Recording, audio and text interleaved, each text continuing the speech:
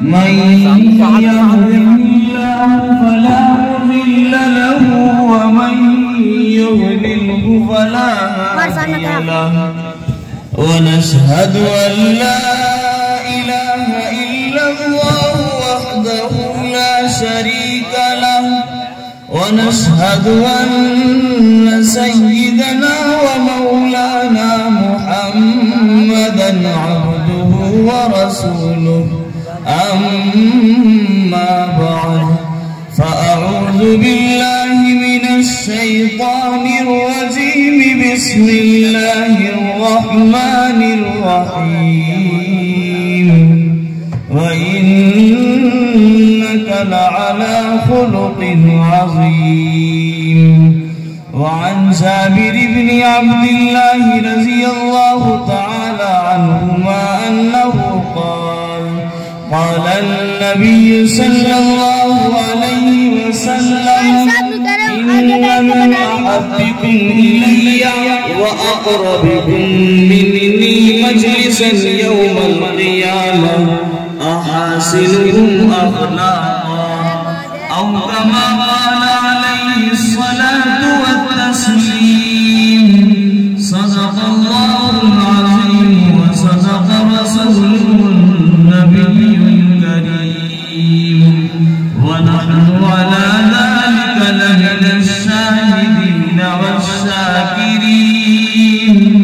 والحمد لله رب العالمين. جناب صدر اسٹیج پر تشریف فرما اکابر اہل علم خصوصاً ہم سب کے بڑے اور آپ کے اس ادارے کے روح رواں اور مدیر اعلیٰ جناب حضرت مولانا قاری منظور احمد صاحب اور مخدوم گرامی قدر جناب قاری محمد رضوان صاحب، بزرگوں اور دینی بھائیوں، پس پردہ تشریف فرما اسلامی ماؤں اور بہنوں، یہ وقت قبولیت کا وقت ہے، یہ اللہ تعالیٰ کی طرف سے رحمتوں کا وقت ہے، یہ نوازنے اور بخشنے کا وقت ہے، یہ اللہ سے مانگنے اور اس کی طرف سے عطا کیے جانے کا وقت ہے، اور اب جلسہ دیکھنے کا وقت تو ختم ہو چکا، یہ تو صرف دین کی باتیں سننے کا وقت ہے، نہ جانے کس کی زبان سے نکلی ہوئی کون سی بات دل کے نہا خانے میں جاگزی ہو جائے اور اللہ تعالیٰ دنیا اور آخرت کی نیا پار لگا دے. اللہ تعالیٰ کی طرف سے بڑی رحمتوں کا، قبولیتوں کا، بخشش اور عطیات کا وقت ہے، اس لیے اس وقت کو قیمتی بنانے کی کوشش کریں، دین کی باتیں اس نیت کے ساتھ سنیں کہ دین کی جو باتیں علماء کرام کی زبانی ہم آج یا کل سنیں گے، انشاءاللہ ان باتوں پر 100% عمل کی توفیق اللہ تعالیٰ کی طرف سے مل جائے، اس کی بھرپور کوشش کریں گے. آپ کا یہ ادارہ اور اس ادارے کا سالانہ اجلاس عام جس کی پہلی نشست، یہ پہلی اور دوسری نشست،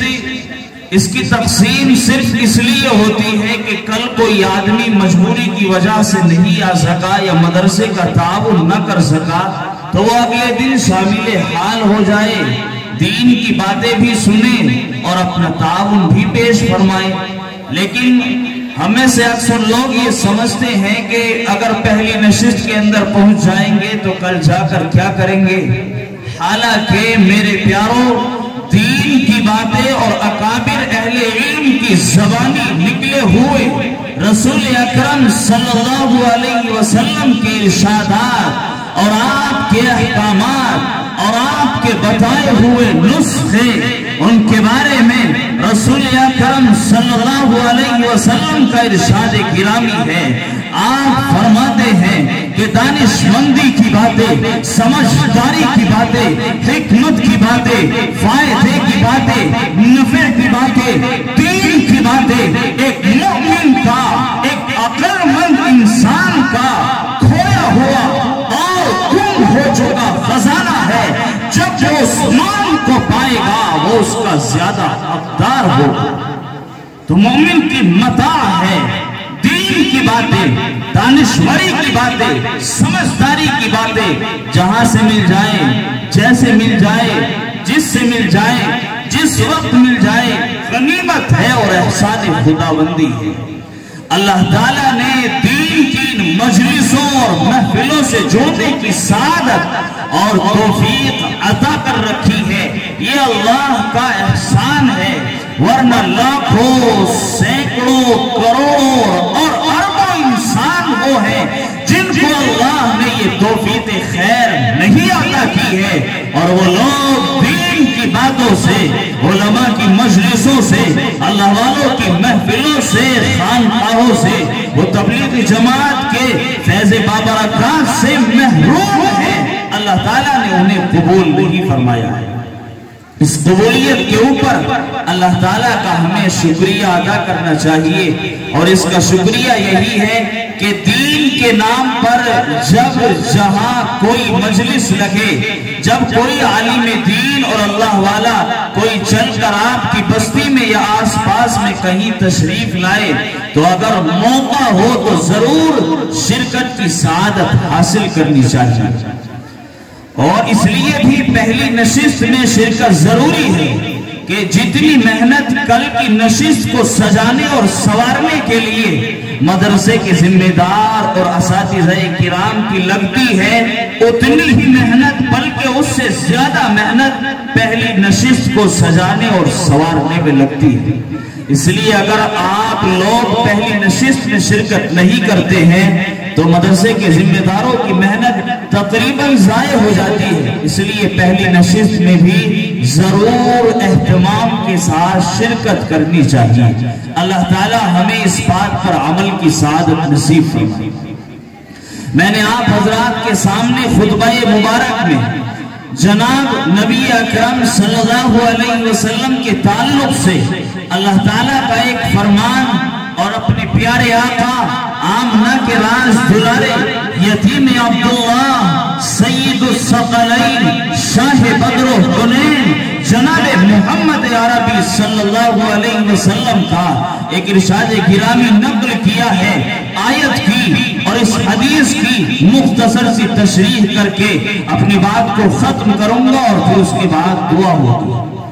اللہ تعالیٰ نے جناب نبی اکرم صلی اللہ علیہ وسلم کی زندگی، آپ کے اسوے، طریقے، آپ کی کارکردگی، آپ کے شب و روز کے بارے میں اور آپ کے اخلاق اور اعمال کے بارے میں قسم کھا کر ارشاد فرمایا، نون والقلم وما یسطرون، اے لوگوں قلم اور قلم کے لکھے ہوئے کی قسم، ما انت بنعمت ربک بمجنون، اے پیغمبر آپ اپنے رب کے فضل و کرم سے مجنون، دیوانے، پاگل اور کم عقل نہیں ہیں۔ وَإِنَّكَ لَعَلَىٰ خُلُقٍ عَظِيمٍ، اے پیغمبر آپ تو اخلاق کے بلند ترین مقامات اور منزلات پر پہنچے ہوئے اور فائز ہیں،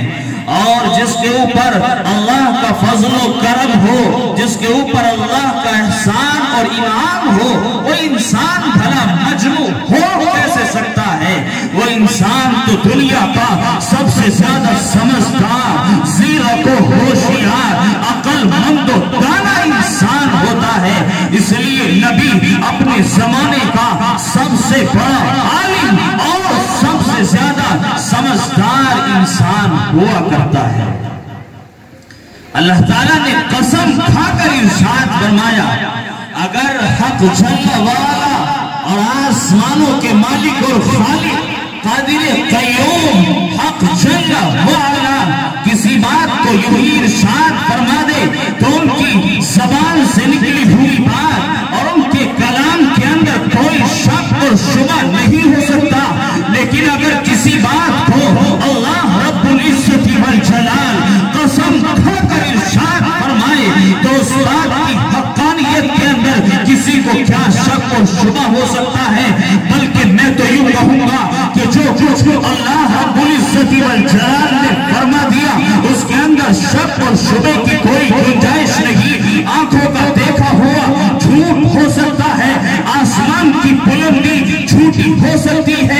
زمین کی وسعت و کشادگی میں جھوٹ ہو سکتا ہے، ستاروں کی تابندگی میں اور چاند کی روشنی میں، سورج کی تمازت میں شک ہو سکتا ہے، لیکن جو کچھ اللہ رب العزت والجلال نے ارشاد فرمایا اس کے اندر شک اور شبے کی کوئی گنجائش نہیں۔ اور پھر اس کے اوپر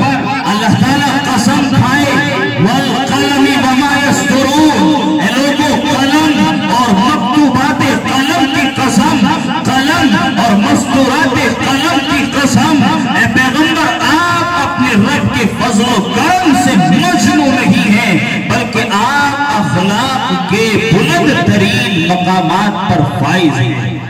اسی لیے آپ نے ارشاد فرمایا انما بعثت لأتمم مکارم الاخلاق، اے لوگوں میں اخلاق کی بلندیوں اور اخلاق کی اعلیٰ مراتب کی تکمیل کے لیے اور اخلاق کو پورا کرنے کے لیے اس دنیا کے اندر بھیجا گیا ہوں۔ مجھے یہ حکم دیا گیا کہ اپنے اخلاق کی خوشبو ساری انسانیت کے اوپر بکھیر ڈالو، ساری انسانیت کو اپنے اخلاق سے معطر اور مجلہ کر ڈالو، اپنے اخلاق کی بنیاد پر ساری دنیا کو اپنا غلام اور گرویدہ کر ڈالو۔ لوگ آپ کے اخلاق کی وجہ سے آپ کے عشاق بنے، آپ کے دیوانے بنے، آپ کے چاہنے والے بنے، جو آپ سے ایک مرتبہ ملاقات کر لے دوسری ملاقات کا خواہش مند ہو، جو آپ کو ایک مرتبہ دیکھ لے بار بار زیارت کی تمنا دل کے اندر امنگ لے اور پڑھ کے، جو آپ سے ایک مرتبہ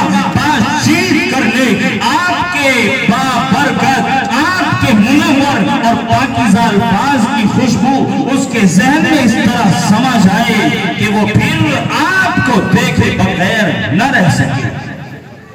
اللہ تعالیٰ نے حکم دیا اے پیغمبر آپ اپنے اخلاق کے ذریعے لوگوں کے دلوں کو نرم کیجئے، آپ اپنے اخلاق کے ذریعے ان کے دل جو سخت ہو چکے ہیں ان دلوں کو نرم اور موم بنائیے، جن لوگوں کے دلوں سے انسانیت نکل چکی ہے آپ اپنے اخلاق کے ذریعے سے انسانیت ان کے دل کے اندر اجاگر اور پیدا کیجیے۔ اللہ کے نبی علیہ السلام نے اللہ تعالیٰ کے اس حکم پر عمل کیا اور پھر اللہ تعالیٰ نے آپ کے اخلاق کی بلندی، آپ کے اخلاق کے محاسن اور آپ کے اخلاق کی عمدگی کو دیکھ کر جو لوگ آپ سے قریب ہوئے، وہ لوگ جو ایک معمولی سی بات کے اوپر صدیوں خون خرابے کے اندر مشغول رہتے تھے، جن کی زندگیاں خون اور لڑائیوں کے ارد گرد جاری رہتی تھی، آپ نے اپنے اخلاق دکھا کر ایسے لوگوں کو اپنا دیوانہ بنایا۔ پھر جو آقا نے کہا ان کی زندگی میں وہی ہوا، آقا نے جو فرما دیا پھر آقا کا حکم بھی ان کی نظروں کے سامنے تھا۔ پھر دنیا ادھر سے ادھر ہو جائے، زمین پھٹ پڑے، آسمان ٹوٹ کر گر جائے، نظام عالم درہم ہو جائے، لیکن جو کچھ محمد رسول اللہ نے کہہ دیا اب بس وہی حرف آخر ہے۔ اللہ تعالیٰ نے ارشاد فرمایا وَلَوْ كُنْتَ فَظًّا غَلِيظَ الْقَلْبِ لَانفَضُّوا مِنْ حَوْلِكَ، کہ اے پیغمبر اگر آپ سخت دل ہوتے، اگر آپ بد کلام ہوتے، آپ کی کوئی کار میں ترش روئی ہوتی، آپ کی زبان کڑوی ہوتی، آپ کے معاملات پاکیزہ نہ ہوتے، آپ کی زبان اچھی اور صاف نہ ہوتی، آپ کے کردار میں شفافیت نہ ہوتی، آپ کے کردار میں مٹھاس نہ ہوتی، تو یہ لوگ آپ کے در سے دور جا چکے ہوتے، لوگ آپ کے حلقہ درس میں اور حلقہ ایمان میں شامل نہ ہوتے۔ اور عرب کے ان جوہلا کو جو علم سے یکسر تھوڑے تھے، وہ لوگ جو لڑاکو قسم کے انسان تھے، ایسے لوگوں کو نہ طاقت کے بلبوتے پر نرم کیا جا سکتا تھا، نہ ان کو دولت دے کر ایمان کے قریب کیا جا سکتا تھا۔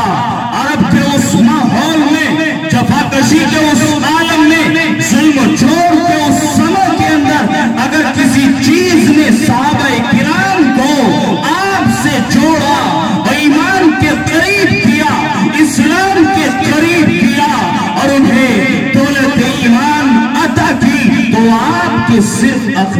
تھے، وہ آپ کے اخلاق تھے، وہ آپ کے معاملات تھے، وہ کردار کی صفائی اور پاکیزگی تھی۔ آج بھی اگر غیر لوگ اسلام کے قریب آ سکتے ہیں اور آنا چاہتے ہیں تو وہ صرف ہمارے اخلاق اور معاملات کو دیکھ کر اسلام کے قریب آنے کے بجائے اسلام سے دور ہوتے چلے جا رہے ہیں۔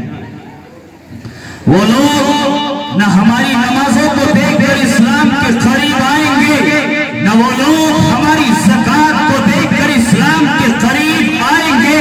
نہ وہ لوگ روزے کے نظام کو دیکھ کر اسلام کے قریب آئیں گے، نہ وہ لوگ حج کی عبادت کو دیکھ کر اسلام کے قریب آئیں گے، بلکہ اگر غیروں کو اسلام سے قریب کرنے والی کوئی چیز ہے تو وہ اخلاق محمدی صلی اللہ علیہ وسلم ہے۔ میرے پیارو، اخلاق درست اگر ہو جائیں گے، لوگ اسلام کے قریب جھوک در جھوک اور افواجن داخل ہوتے چلے جائیں گے۔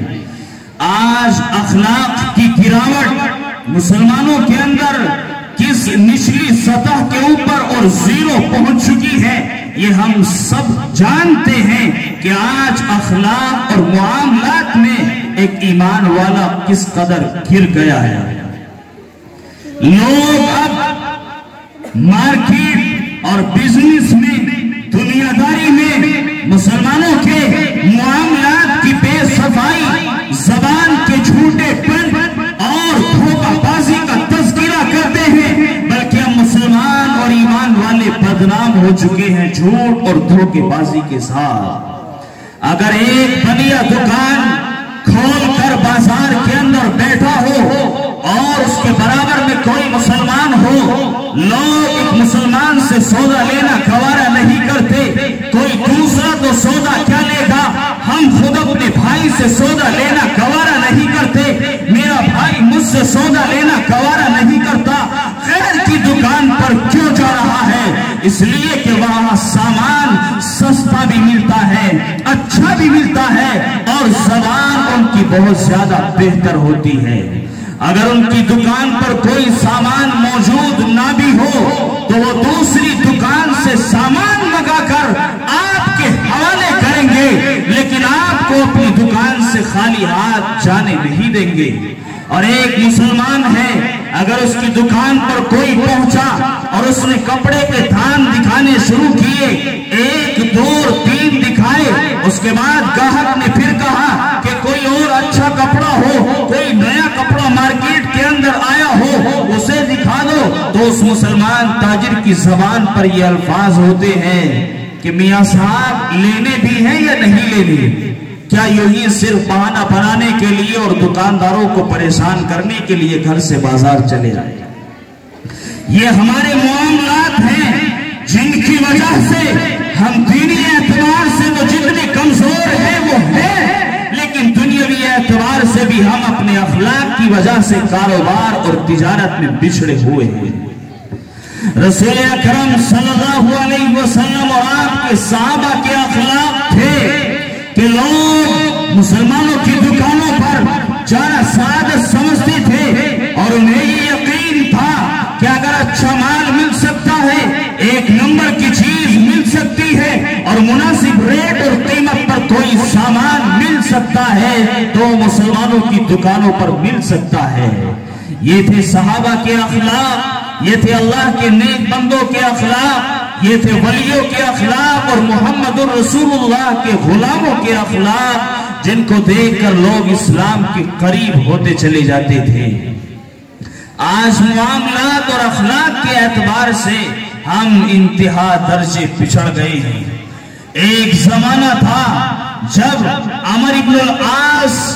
اور ان کے ایک صاحبزادے تھے، عمر بن العاص نے ایران فتح کیا تھا، وہ اس وقت میں لشکر کے سپہ سالار تھے، پھر انہیں وہیں کا گورنر بنا دیا گیا۔ گورنر بننے کے بعد ایک زمانے میں اور ایک وقت ایسا ہوا کہ مصر کے اندر گھوڑ سواری کے مقابلے ہوتے تھے، اور مصر کے اندر جو گھوڑ سواری کے مقابلے ہوتے تھے ان میں ہر امیر و غریب، ان میں ہر اندر کا باہر کا، شہری دیہاتی، اجنبی اپنا، بیگانہ اور قریبی، ہر کوئی اس میں حصہ لے سکتا تھا۔ گھوڑ سواری کا وہ مقابلہ شروع ہو گیا، اور ریس کے اندر چند نوجوانوں کے ساتھ ساتھ اس وقت کے گورنر کے صاحبزادے اور ان کے لخت جگر بھی گھوڑ سواری کے مقابلے میں شریک تھے۔ اتفاق کی بات کہ گھوڑ سواری کے اس مقابلے میں وہ قبطی وہاں کا رہنے والا جو عیسائی تھا، اس کا گھوڑا آگے بڑھنے لگتا ہے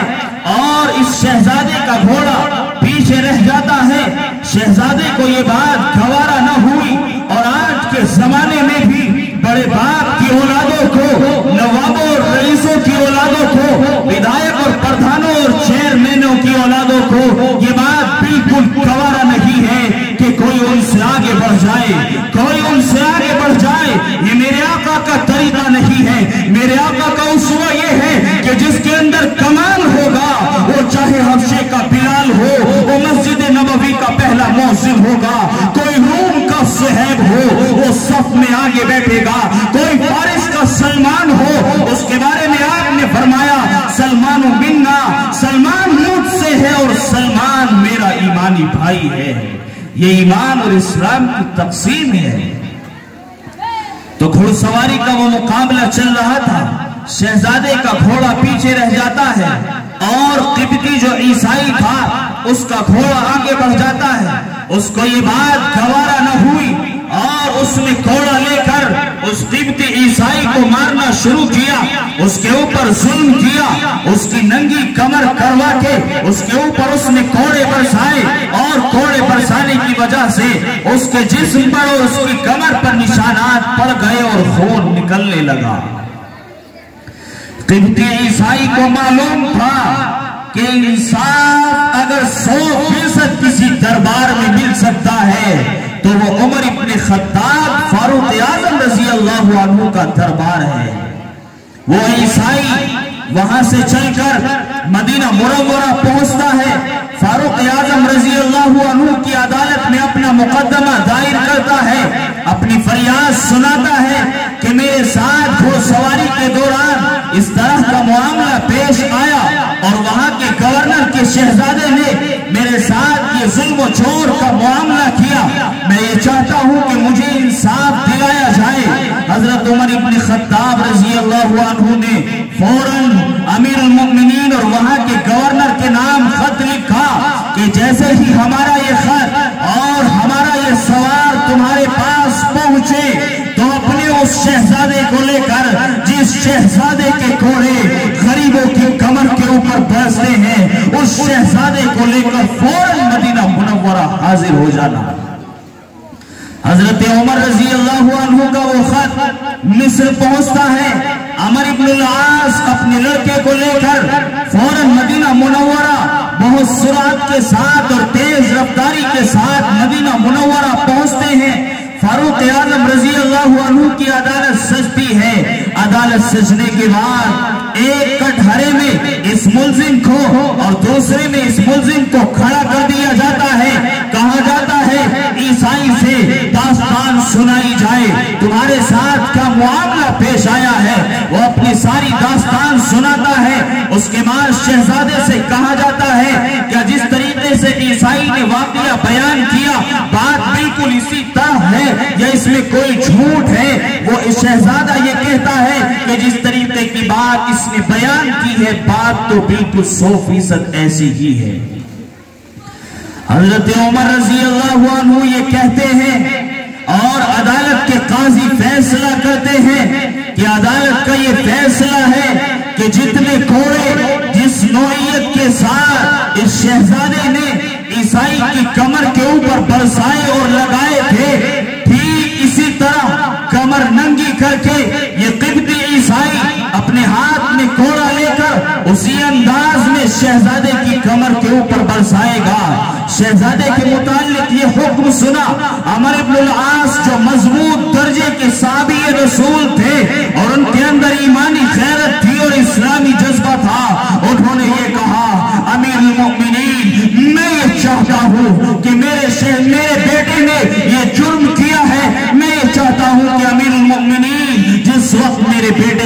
سزا دی جائے تو کوڑا میرا ہو اور میرے بیٹے کی کمر ہو۔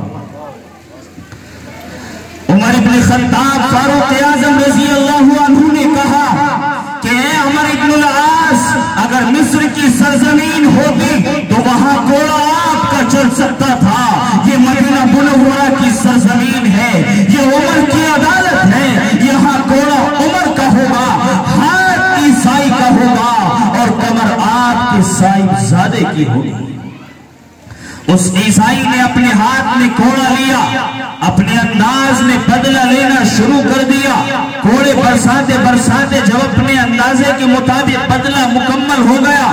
اس کے ذہن کے اندر یہ بات برابر گردش کر رہی تھی کہ میں عیسائی ہوں، پردیسی مصر کا رہنے والا ہوں، مسلمانوں کا دینی اعتبار سے مخالف ہوں، میرے ساتھ تو یہ معاملہ کرنا چاہیے تھا، مجھے تو قتل کر دیا جانا چاہیے تھا، میں تو اسلام کا دشمن ہوں، لیکن میرے ساتھ ان لوگوں نے عدل و انصاف کا یہ معاملہ کیا کہ میرے ہاتھ میں کوڑا دے دیا اور گورنر مصر کے بیٹے کی کمر میرے حوالے کر دی۔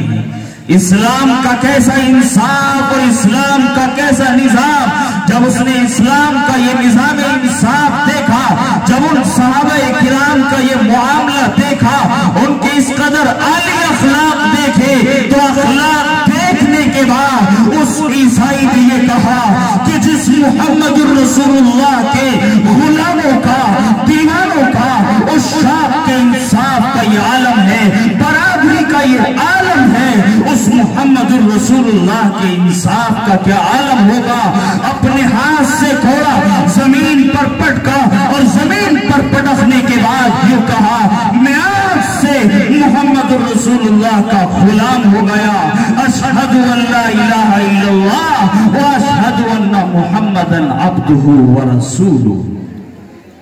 یہ تھے اسلامی لوگوں کے اخلاق، یہ تھے مسلمانوں کے معاملات جن کو دیکھ کر لوگ اسلام کے گرویدہ، اسلام کے دیوانے، اسلام کے عشاق بن جایا کرتے تھے۔ اور پھر جو ایک مرتبہ آپ کے در دولت سے اور آپ کے در رسالت سے جڑ گیا، کیا مجال کہ وہ آپ سے دور چلا جائے۔ اسی لیے آپ نے ارشاد فرمایا، لوگوں اخلاق کا اچھا ہونا اتنا محبوب اور پسندیدہ عمل ہے۔ ایک روایت میں آپ ارشاد فرماتے ہیں کہ قیامت کے دن اعمال نامے کے اندر سب سے زیادہ وزنی چیز اگر کوئی ہوگی تو وہ اخلاق کی دولت اور نعمت ہوگی۔ ایک روایت میں آپ نے ارشاد فرمایا، لوگوں کو قیامت کے دن میرا سب سے زیادہ محبوب، چہیتا اور لاڈلا اور میں سب سے زیادہ قریب وہ آدمی ہوگا جس کے اخلاق سب سے زیادہ بہتر، شاندار اور عمدہ ہوں گے، وہ آدمی میرے سب سے زیادہ قریب ہوگا۔ اس لیے مسلمانوں، اپنے اخلاق کو درست کرنے کی ضرورت ہے،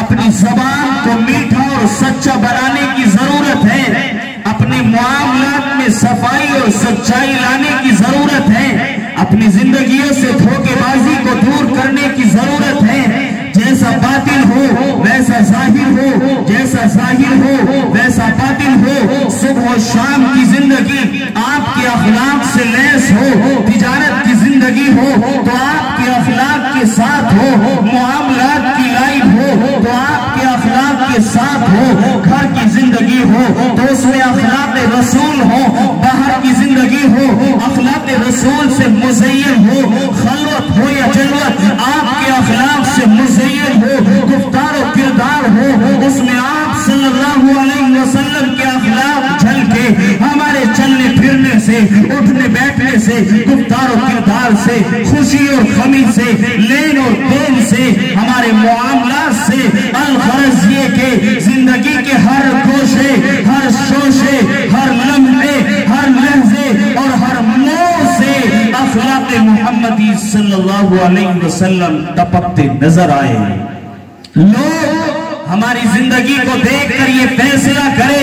کہ یہ اچھے لوگ محمد الرسول اللہ کے دیوانے اور غلام ہیں، یہ محمد الرسول اللہ کے ماننے والوں کے اخلاق اور ان کی زندگی ہے۔ اللہ رب العزت ہم سب کو اخلاق نبوی صلی اللہ علیہ وسلم سے خوب مالا مال فرمائے۔ اللہ رب العزت آپ کے اس ادارے کو دن دونی رات چوگنی ترقیات سے نوازے۔ اللہ تعالیٰ آپ کی محنتوں، محبتوں، کاوشوں اور خدمات کو خوب خوب قبول فرمائے۔ آمین وآخر دعوانا الحمدللہ رب العالمین۔